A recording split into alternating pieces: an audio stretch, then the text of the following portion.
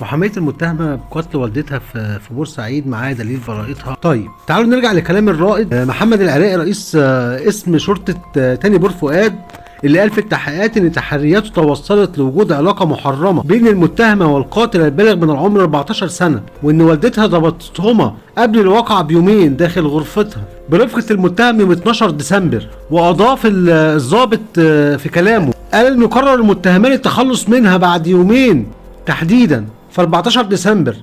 الابنة اتصلت بالقاتل واخبرته بنوم امها وتركت له الباب مفتوح ليتمكن من الدخول، وارشدته عن مكان غرفة نوم امها، والمتهم هوى على راسها العصا اللي فيها مسامير فصحيت وجريت على الصالة تستغيث وتبع الضابط. في كلامه المتهم لحقها وطرحها ارضا وايد حركتها، وطلب من المتهمه احضار الماء المغلي فرش على جسم المجني عليها، واقتضى هو متهمه للحمام وتعدي المتهم عليها بالمطرقه ضربه على راسها. وما اكتفوش بكل دوت بل اقتضوها لغرفه